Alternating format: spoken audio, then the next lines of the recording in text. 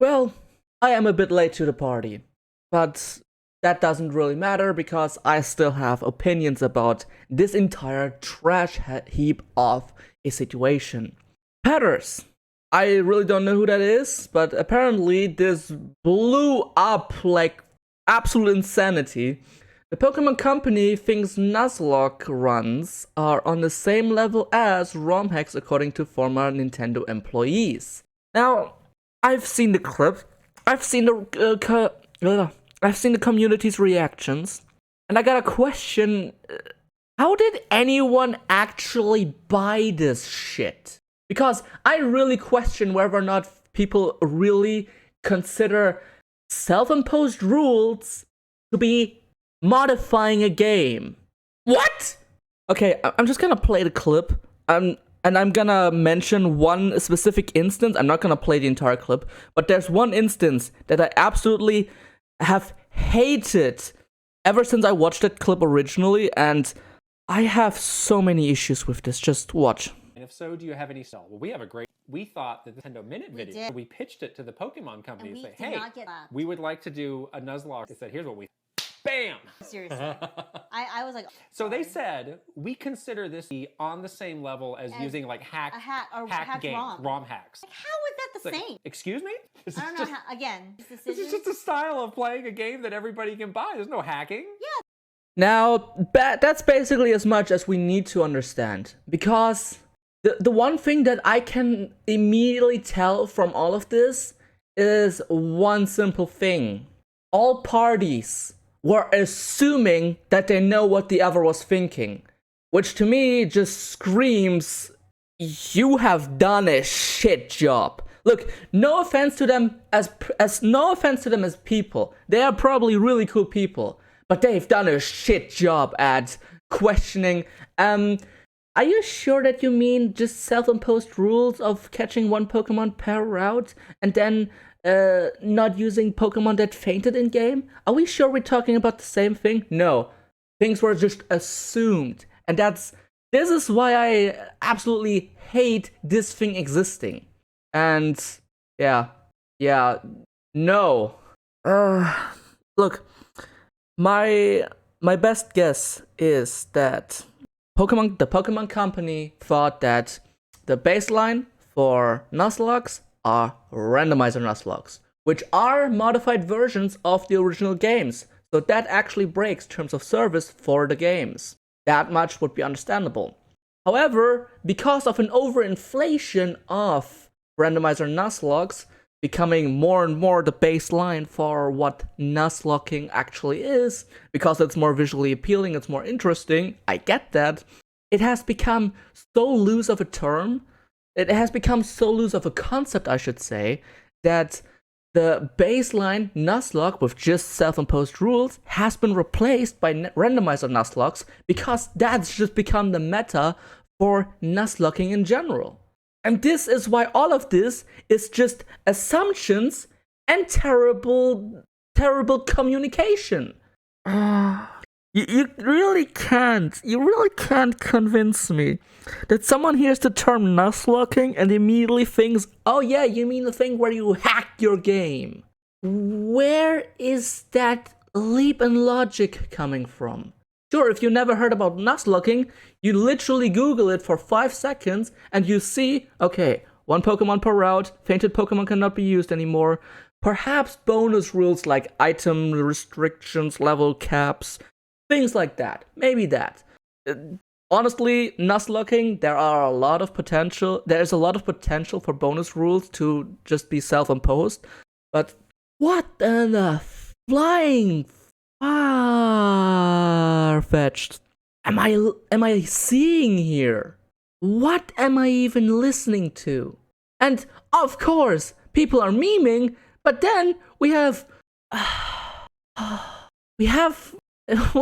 actually have smart individuals that say, yeah, this is just stupid. This is just miscommunication. This is just assumptions from both parties that both parties actually know what the other is thinking. Which, if you're an assumption-based person, fine, go with it, but you suck. And honestly, the thing that Pokemon tripping? No! Idiots be tripping that think that they know what the other party is thinking. Make sure that you're on the same line. The employees should have asked, wait, so are you sure that I already gave that example. That didn't happen, so this whole point is just artificially blowing up. And I know exactly that Furboy is making a video about this. I have been informed. Thanks. I have been informed about it. And I know that he's going to call the community stupid. No, this is not the community's fault. This is the employee's fault. This is the fault of the people who are directly at the source, who say, okay, let's try this. Wait, that's illegal? Okay. We are not gonna question why you consider it illegal. We're not gonna question what you consider to be Nuzlocking, and we're not gonna try ourselves to educate you potentially on what Nuzlocking actually is. So all of this is just a huge assumption-based artificial drama that literally makes no sense for anyone with half a working brain. To make matters worse, this Joe Merrick, you know, the one who runs the Cerebi website. He talks to the Pokemon Company a couple of times. Whether you like him or you hate him doesn't fucking matter, by the way. If he has the information that this is actually incorrect, then why are people going... People are blowing up over the fucking fact that this is an assumption-based retelling of what happened. People are like, these employees are, oh, we had this one thing and we didn't know what they consider to be Nuzlocking, and we didn't do our diligence in trying to work out what they consider Nuzlocking. We just took it at face value. The thing that Patters did, he took it at face value. There is no questioning everything. He's memeing about it, but he's not putting it into question. That didn't work when they weren't getting blacklisted or doing just Nuzlocke. You have to be doing a randomizer or something with it. Yeah. When? Okay, this has been 12:30 p.m. When was this posted? 4:30 p.m. A whole 4 hours after the fact. You actually use the brain cells or the actual journalistic research to actually do this? EPC probably didn't know a regular Nuzlocke was just self-imposed rules on a normal game. Yeah, thank you for putting that out a whole 4 fucking hours after you made this. Can't be serious. You cannot be fucking serious. Yeah, people understand things in the wrong way. That's absolutely normal. It happens to literally every single person on the planet. No matter if they are 300 IQ super genius, even super geniuses get things wrong. Because that's just how it works. That's just... Our brain is not perfect. We are humans. We make mistakes. But then you put this as a literal fact. You don't put allegedly here, which pisses me off. The Pokemon Company allegedly thinks Nuzlocke runs are on the same level as ROM hacks. That, to every individual with half a working brain, would have been immediately better. But no. Instead of that, everything is taken at face value. No questioning. No, are we even on the same page? No, nothing. Literally nothing. And that pisses me off. The first time I saw this shit, I was like, okay, you can't be serious. Did you even try to make them aware of the fact that Nuzlocking is just self-imposed rules? Are you aware of that? I guess not. So yeah, bottom line for any of this, I think I just want to end it here. The bottom line for any of this is, don't literally take everything at face value. Try and be critically thinking, try to question things. Well, that's what I try to do on this channel, even with how absolutely in love other people are with the Scarlet and Violet trailers. I still try to be critical in what actually happens in these trailers. Not because I hate Pokemon, I love Pokemon. I've been a Pokemon fan literally Since the very first fucking games, I still have the original cartridges here. I love Pokemon. I'm a Pokemon fan ever since Generation 1. I've been here for everything. But Generation 8 has shown me that I should not take everything that the Pokemon Company feeds me and just swallow it whole without doing an ounce of thinking myself. That's something that I want to encourage every single person out there to do with whatever video I make. I try to be someone who thinks, okay, this is the situation, but are we actually coming from a source of complete information? Or is perhaps just one of the parties so manipulative and disgustingly shit at portraying information that they should never in their fucking lives be taken at face value? Well, I've shown 2 disgusting examples of exactly that, and I think it's literally one of the best examples to showcase you shouldn't just eat up everything you hear, especially not online. Online literally has some of the worst ways of portraying information. And I think Twitter is a big issue in that. Like, Twitter has, Twitter, I would say, has pack mentalities.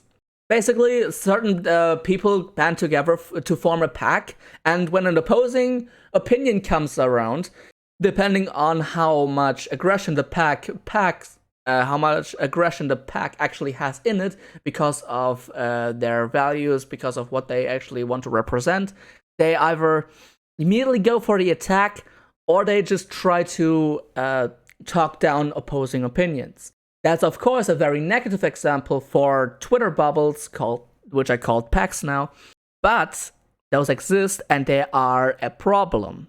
This is just one of the examples why you should not go to Twitter if you want actual objective information, most of the time at least. There are, of course, those who give objective information, and they give it in an intellectual manner. Those exist. Naturally, they do.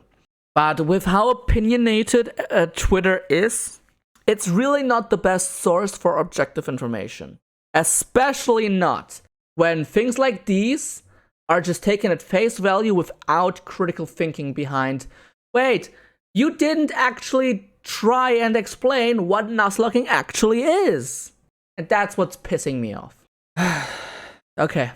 I wish I had a better video up right now, but I'm working on something in the background. I'm sorry, but yeah, this is just god awful. So awful.